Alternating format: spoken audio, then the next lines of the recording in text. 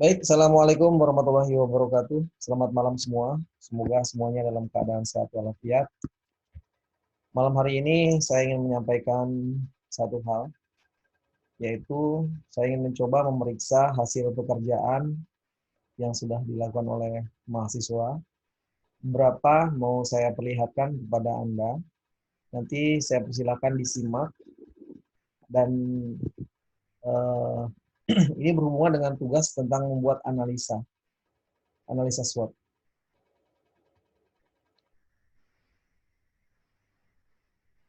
Nah, di sini saya ingin mencoba menganalisa hasil pekerjaan dari seorang mahasiswa tentang analisa SWOT. Sebagaimana Anda ketahui bahwa dalam analisa SWOT itu adalah kita melakukan dua buah analisa, yaitu tentang analisa faktor internal dan faktor eksternal. Di mana faktor internal itu adalah kita menganalisa tentang kekuatan dan kelemahan atau strength and weakness. Itu faktor internal. Jadi benar-benar yang harus kita lihat adalah hal-hal yang terdapat dari sisi internal.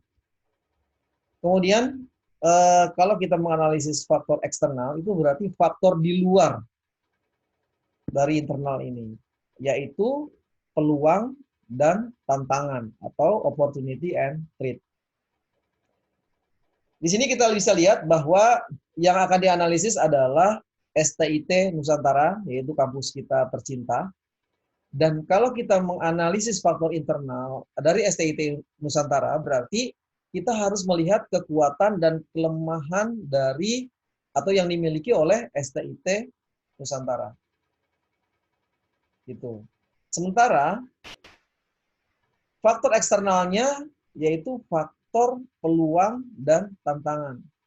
Peluang dan tantangan itu berada di luar STIT. Jadi kalau Anda membuat mengidentifikasi hal-hal yang Anda maksudkan adalah analisa eksternal, tapi yang Anda lihat itu faktor yang ada di dalam, maka itu tidak tepat. Baik, di sini kita coba lihat faktor strength atau kekuatan dari STIT Nusantara terlebih dahulu. Merupakan hal yang dapat menjadi kekuatan yang dimiliki oleh STIT Nusantara. Tolong STIT Nusantara itu kan harus ditulis huruf besar semua, kapital semua. Ya, jadi tidak seperti ini. Termasuk di dalamnya tenaga kerja. Apakah benar tenaga kerja itu faktor internal? Ya, tentu. Mahasiswa, pelayanan, fasilitas, dan sebagainya. Ini semua faktor internal yang mau diidentifikasi. Kekuatan ini dapat dieksploitasi. Nah, saya senang dengan kata-kata eksploitasi ini. Ya, kekuatan ini dapat dieksploitasi untuk meminimumkan ancaman ataupun menghilangkan dampak yang diakibatkan oleh ancaman. Oke, kita lihat. Yang menjadi kekuatan adalah pengajar atau dosen dari jenjang S2 dan minimal S1. Apakah pengajar atau dosen yang memiliki jenjang S2 dan S1 ini merupakan kekuatan? Coba Anda Anda analisa lagi. Bukankah untuk menjadi seorang dosen itu memang harus memiliki ijazah paling tidak S2? Jadi saya pikir ini belum menjadi kekuatan. Ya. Nah, kalau memang mau mengangkat dosen sebagai salah satu faktor kekuatan, maka harus dilihat lagi kompetensi apa yang dimiliki oleh dosen-dosen ini. Gitu. Ya, misalnya pengajar atau dosen merupakan lulusan S2 yang memiliki kualifikasi sebagai seorang praktisi di bidangnya. Misalnya seperti itu. Ya. Karena jarang kampus-kampus itu memiliki dosen-dosen yang seorang praktisi. Ini bisa menjadi kekuatan. Kalau hanya seperti ini kalimatnya, maka ini belum bisa dilihat sebagai kekuatan karena ini umum sekali. Oke. Infrastruktur dan fasilitas yang setiap tahunnya berkembang. Apakah ini benar menjadi sebuah faktor kekuatan dari STIT Nusantara? Kalau Anda melihat memang setiap tahunnya kita selalu menambah fasilitas baru atau gedung-gedung baru gitu ya. Dan ini bisa diangkat sebagai sebuah kekuatan apa namanya yang dimiliki oleh STIT Nusantara. Seperti itu.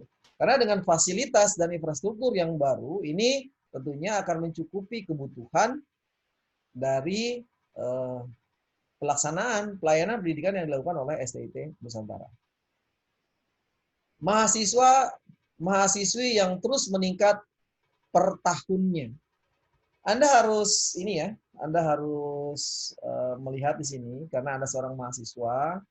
Jadi bagaimana cara Anda menulis itu mahasiswa, mahasiswi.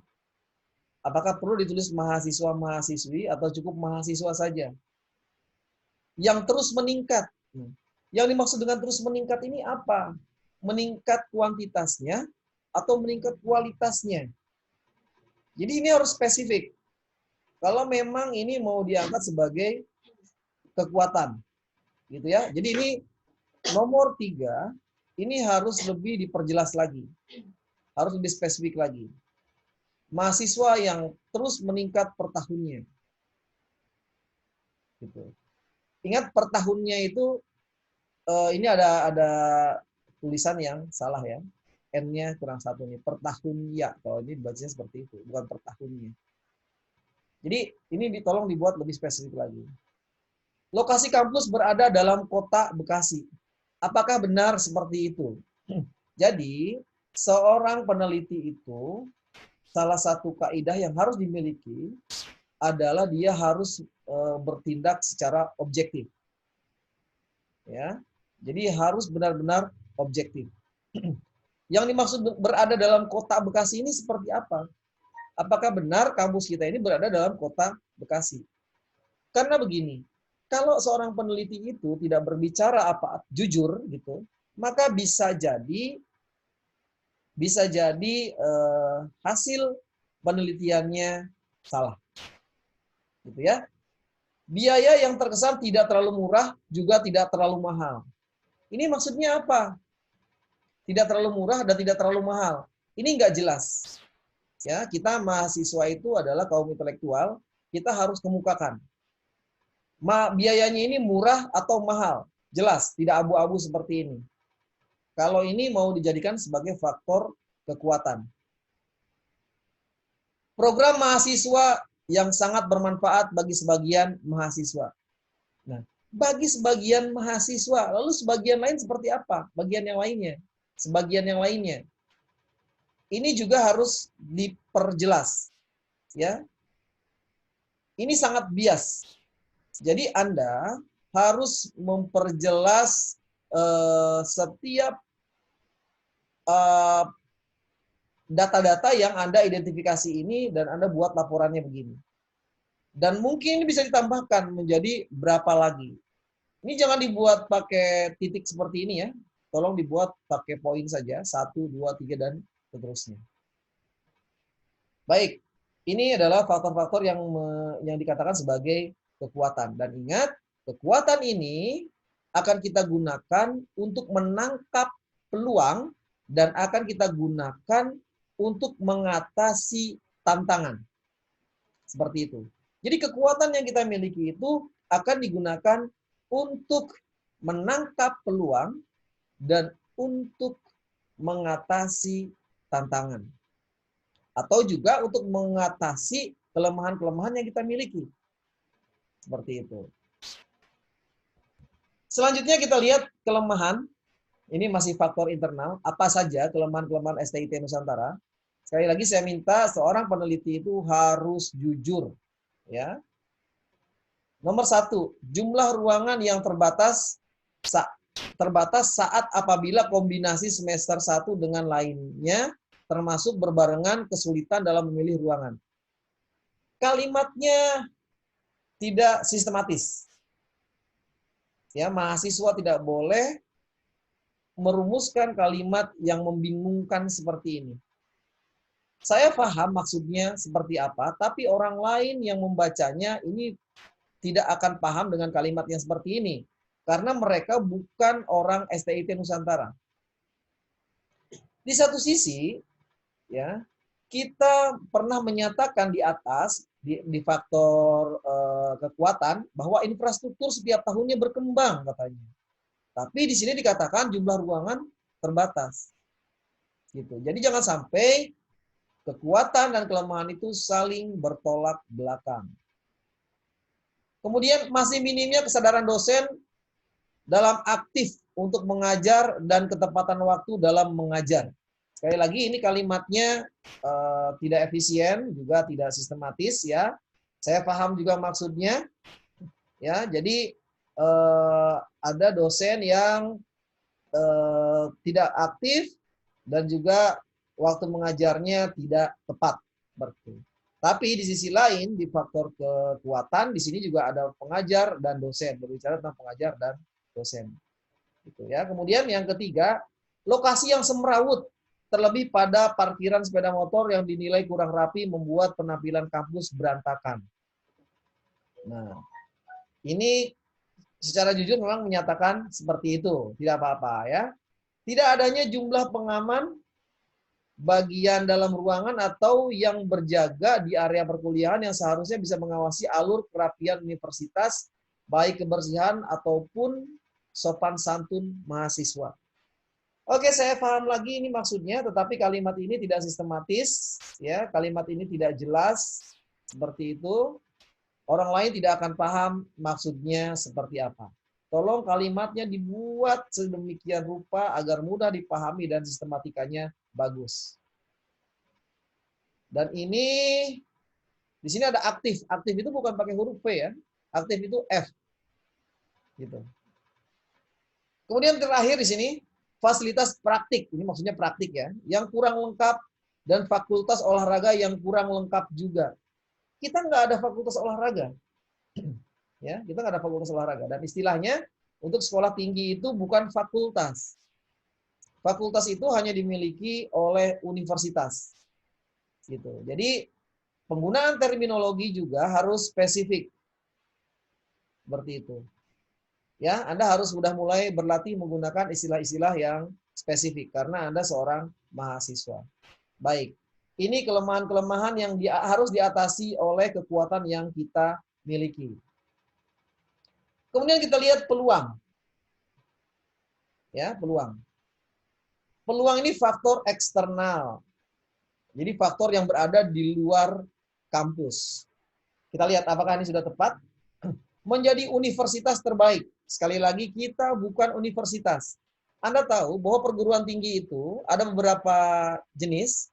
Ada yang disebut dengan akademi, ada yang disebut dengan institut, ada yang disebut dengan perguruan tinggi ya, ada yang disebut dengan universitas. Gitu. Ini masing-masing berbeda. Ya, masing-masing berbeda. Jadi Anda harus mulai paham di mana letak perbedaannya dan di mana letak spesifikasinya dari masing-masing yang tadi saya sebutkan itu. Akademi seperti apa, sekolah tinggi seperti apa, gitu ya. Jadi kita kan STIT, sekolah tinggi seperti apa, kemudian institut seperti apa, universitas seperti apa pengelolaannya. Baik, saya anggap di sini menjadi sekolah tinggi terbaik satu-satunya di Bekasi dengan dukungan mahasiswa atau mahasiswi yang terus meningkat. Mahasiswa dan mahasiswi ini adalah faktor internal, gitu. Ya, kalau kita ingin menjadi universitas terbaik, ingin menjadi sekolah tinggi terbaik, apa yang ada peluang apa di sana, di luar sana, sehingga kita bisa menjadi sebuah sekolah tinggi terbaik di Bekasi. Seperti itu. Misalnya, dukungan pemerintah. Dukungan pemerintah itu kan faktor eksternal. Gitu. Atau masih sedikitnya sekolah tinggi yang memiliki jurusan bahasa Inggris dan yang memiliki jurusan MPI dan PIAUD misalnya. Seperti itu. Jadi sekali lagi yang harus kita amati ini adalah faktor yang berada di luar kampus. Kalau mahasiswa dan mahasiswi, ini faktor yang berada dalam kampus. Baik, dengan dana dari mahasiswa yang terus meningkat, dapat memperbaiki dan menambah layanan serta fasilitas yang ada saat ini. Sekali lagi, ini bukan peluang, karena berasal dari faktor internal. Oke, lokasi yang berada di perkotaan memberi peluang besar dalam perkembangan kampus, baik jangka pendek maupun jangka panjang, sehingga dimanfaatkan. Baik ya, jadi Anda, saya minta harus benar-benar melihat ya benar-benar bahwa peluang itu adalah faktor yang berada di luar kampus. Saya pikir Anda sudah sudah paham ya dengan yang saya maksud ini. Jadi kalau ini ada yang salah, tolong diperbaiki setelah ini. Saya akan lihat ancaman. Pertama, bertambahnya persaingan pendidikan tinggi yang ada di daerah Bekasi. Oke, ini faktor eksternal, betul. Pesaing itu faktor eksternal. Dan pesaing itu merupakan ancaman. Tapi tadi kita punya kekuatan. Bagaimana kekuatan yang kita miliki itu bisa mengalahkan para pesaing. Gitu ya. Jadi yang kita lakukan ini belum menganalisa nih, kita baru mengidentifikasi faktor internal dan faktor eksternal yang kita miliki saja. Kemudian bertambahnya persaingan dalam program studi karena bertambahnya kampus yang ada di Bekasi. Ini nomor 1, nomor 2 ini hampir ya, mirip ya, atau bisa dikatakan sama. Terjadinya persaingan kualitas, fasilitas, dan persaingan biaya administrasi. Dengan siapa disebutkan, tolong lebih spesifik. Menurunnya jumlah mahasiswa karena banyaknya saingan. Nah, ini berbicara tentang saingan saja ini. Ya. Jadi 1, 2, 3, 4 ini berbicara saingan itu aja. Seperti itu, ya. Tantangannya apa? Lihat. Tantangannya apa? Misalnya dari sisi perekonomian, gitu ya. Dari sisi mobilitas penduduk. Dari sisi yang lain tolong dilihat. Ya, dari sisi kebijakan pemerintah. Mungkin mempersulit ruang gerak kampus dan seterusnya. Ya, ini tolong dilihat faktor eksternalnya. Ini banyak sekali ya, banyak sekali. Nah, baru sekarang kita melakukan analisis. Ya, ada analisis SO, ada analisis WO. Kekuatan untuk menangkap peluang, gitu ya. Apa ini WO? Kelemahan yang harus diatasi untuk mencapai peluang. Seperti itu. Jadi Anda lihat ya di tugas yang saya berikan. Apakah seperti ini tugasnya? Baik, saya coba lihat lagi, saya coba lanjutkan lagi di sini.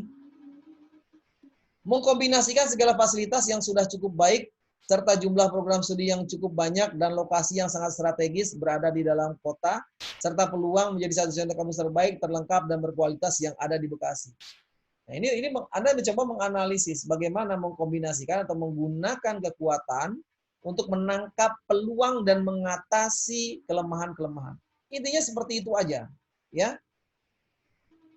Gitu. Jadi ini ada analisis ST gitu ya, strategi strength untuk mengatasi ancaman gitu ya. Ini ada. Jadi saya pikir Anda sudah paham yang saya maksud. Dan sebelum kita melanjutkan perkuliahan kita, saya minta Anda semua sudah mulai memperbaiki apa yang sudah Anda rumuskan dan sudah Anda serahkan ke saya. Jadi sebelum nanti saya minta Anda presentasi di pertemuan berikutnya, saya minta perbaiki dulu makalah Anda, gitu ya. Perbaiki dulu makalah Anda sehingga ketika presentasi apa yang Anda tampilkan sudah maksimal. Saya pikir itu untuk perkuliahan malam hari ini. Kurang lebihnya saya mohon maaf. Terima kasih atas perhatiannya. Ya, saya ucapkan billahi taufiq wal hidayah. Assalamualaikum warahmatullahi wabarakatuh.